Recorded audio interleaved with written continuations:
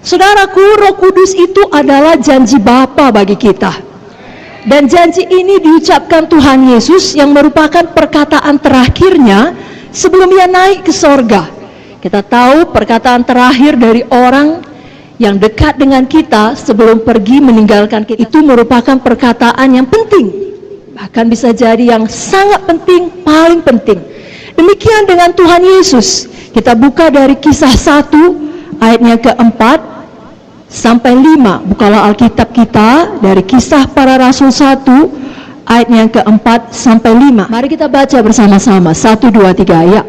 Pada suatu hari ketika Ia makan bersama-sama dengan mereka, Ia melarang mereka meninggalkan Yerusalem dan menyuruh mereka tinggal di situ menantikan janji Bapa.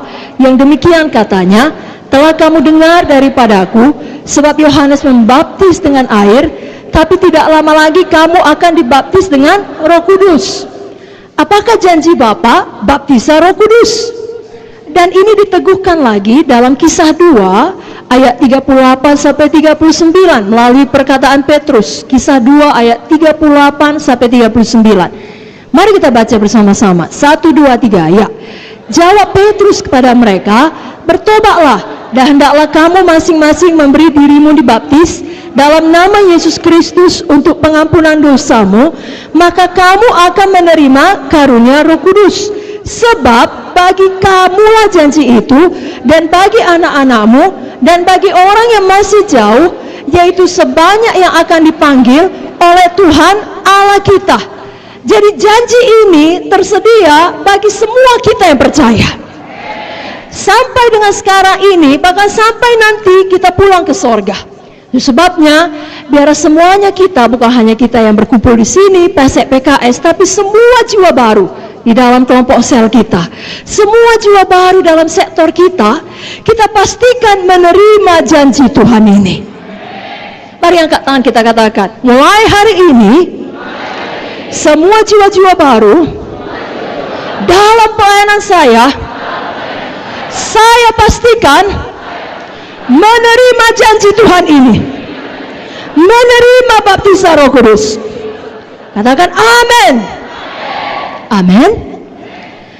Pada hari Pentakosta tersebut dalam Kisah 2 ini, Roh Kudus dicurahkan Tuhan seperti yang dijanjikannya. Berapa banyak saudara tahu kalau Tuhan berjanji, Tuhan menggenapi?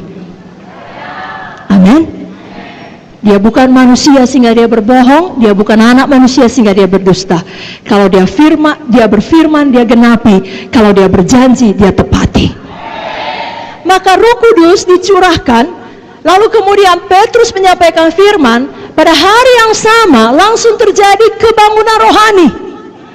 Ada pertobatan, ada pemulihan, ada kebangunan rohani tidak tanggung-tanggung. 3.000 jiwa selamat. Itulah awal dari gereja mula-mula. Jadi kapan Roh Kudus turun, kebangunan rohani turun. Pada malam ini kita tidak sekedar memperingati hari Pentakosta, oh makanya firman Tuhannya harus firman Tuhan Roh Kudus, tidak. Kita datang dengan satu kerinduan, kehausan yang mendalam untuk kebangunan rohani terjadi dalam hati kita. Dan apa yang ada dalam hati kita menyebar kepada orang lain di sekeliling kita. Jangan kita katakan biar kebenaran rohani terjadi kepada dia, dia perlu kali dia. Tidak, kepada saya. Kepada siapa Bapak Ibu Saudara? Berapa banyak di sini haus dan rindu akan kebangunan rohani? Lebih kuat lagi, berapa banyak di sini haus dan rindu akan kebangunan rohani? Berikan kemuliaan bagi Tuhan Yesus. Mari kita baca dulu mengenai Pentakosta ini dalam Kisah 2 ayat 1 sampai 4 saja. Kita baca Kisah 2 ayat 1 sampai 4.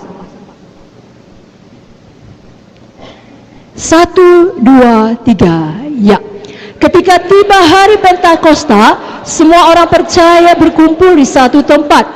Tiba-tiba turunlah dari langit suatu bunyi seperti tiupan angin keras yang memenuhi seluruh rumah di mana mereka duduk. Dan tampaklah kepada mereka lidah-lidah seperti nyala api yang bertebaran dan hinggap pada mereka masing-masing. Maka penuhlah mereka dengan Roh Kudus. Lalu mereka mulai berkata-kata dalam bahasa-bahasa lain seperti yang diberikan oleh Roh itu kepada mereka untuk mengatakannya. Katakan haleluya. Jadilah ini bagi kita, dan jadilah bagi semua jiwa baru di dalam pelayanan kita. Semuanya kita, masing-masing kita penuh dengan Roh Kudus, dan tidak berhenti di situ. Sama seperti murid-murid Tuhan ini, sama seperti rasul-rasul ini, hidup mereka berubah.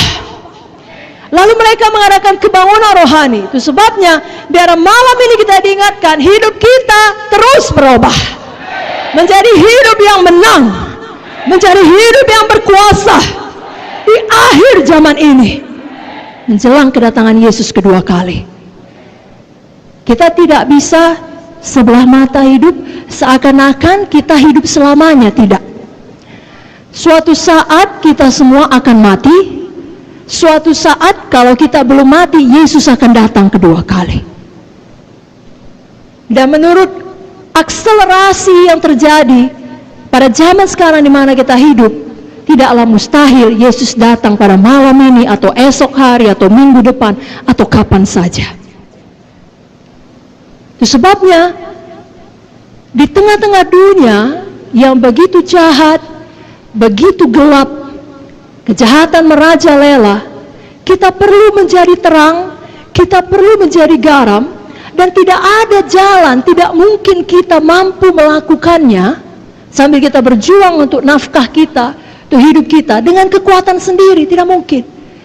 Hanya ada satu jalan, yakni dengan kuasa Roh Kudus. Amin, Bapak Ibu Saudara. Itu sebabnya mulai malam ini biar masing-masing kita penuh dengan Roh Kudus.